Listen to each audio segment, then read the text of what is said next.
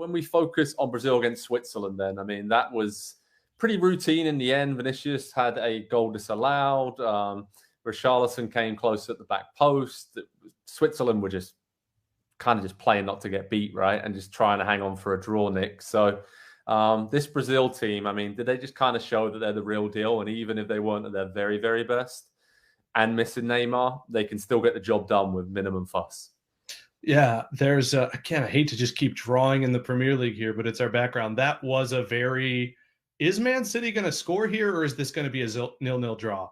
Like, that was the dominance. They defend so well. And even with a team that can counter and has some dangerous pieces, they were still prepared for it. It helps a lot.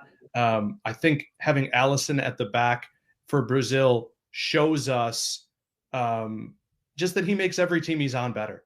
There's just this sort of calmness, this dominance, and it also says something that he's able to keep Ederson on the bench. So this Brazil team, yeah, I mean, I picked them to win, so I feel pretty good about that. But they're surpassing my expectations in terms of their dominance on the field. They're going to have to get a little bit more clinical when they go up against some other teams, or if they get even fewer chances. But yeah, they look like a team. Yeah, I picked them to win as well, so I'm very happy along with you, Nick. And I love that they just played Fred with Neymar out as well, just to kind of give him a run out and be solid and control midfield and just be even more in control than they probably even needed to be.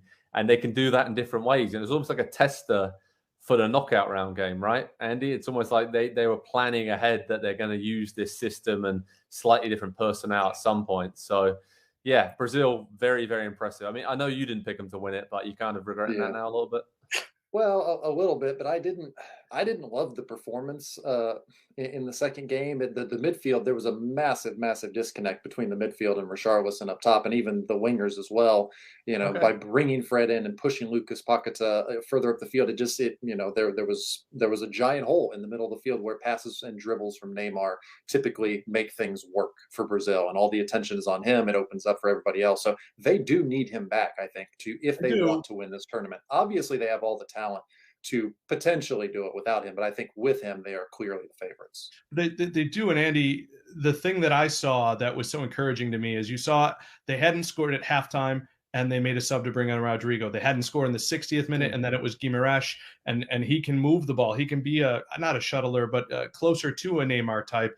And once they are always pressing for a goal, they're never satisfied with it. You're right. And I was thinking that for the first hour or so, like, man, Neymar really is better than we give him credit for. But I still think they can find ways around him. It's just he's their captain, and he's usually out there all the time. So they just have to find familiarity with scoring without him there. Okay, quickly. Group G, obviously we know Brazil are through. Andy, who's going to join them? Switzerland, Serbia, Cameroon? Switzerland. I don't think they can be beaten by Serbia. Nick, you agree with that? I do. No, I'm going to say Serbia. This has been a very Serbian World Cup group where they either look really good and don't win, or I think now is the time for them to just get that random lucky win. Yeah, I'm kind of with you. No, I'm not, actually. I'm going to go Switzerland.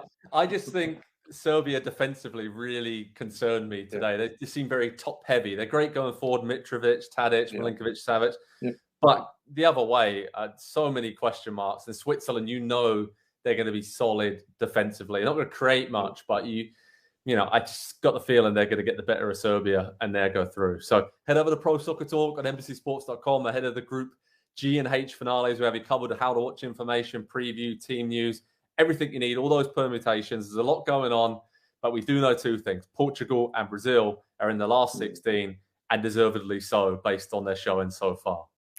Hi there, I'm Rebecca Lowe, studio host for NBC's coverage of the Premier League. Don't forget to hit subscribe to watch more videos all season long. For even more Premier League content, from original series to live matches, head over to Peacock and be sure to tune in for Premier League mornings every weekend on USA Network and on Peacock. We will see you over there.